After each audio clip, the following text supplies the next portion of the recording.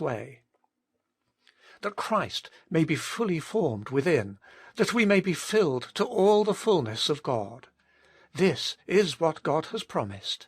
This is what God's people too little seek, very often because they do not believe it possible.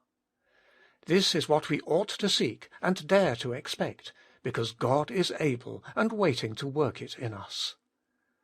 But God Himself must work it. And for this end our working must cease. We must see how entirely it is to be the faith of the operation of God who raised Jesus from the dead, just as much as the resurrection, the perfecting of God's life in our souls, is to be directly His work. And waiting has to become more than ever a tarrying before God in stillness of soul, counting upon Him who raises the dead and calls the things that are not as though they were. Just notice how the threefold use of the name of God in our text points us to Himself as the one from whom alone is our expectation. I will look to the Lord. I will wait for the God of my salvation. My God will hear me. Everything that is salvation, everything that is good and holy, must be the direct, mighty work of God Himself within us.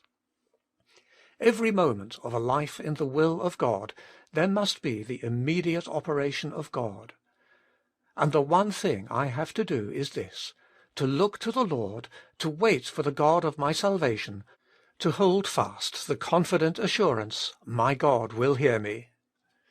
God says, "Be still and know that I am God."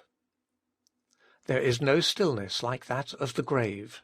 In the grave of Jesus, in the fellowship of His death, in death to self with its own will and wisdom, its own strength and energy, there is rest. As we cease from self, and our soul becomes still to God, God will arise and show Himself. Be still and know, then you shall know that I am God. There is no stillness like the stillness Jesus gives when He speaks, "Peace, be still." In Christ, in His death and in His life, in His perfected redemption, the soul may be still, and God will come in, and take possession, and do His perfect work.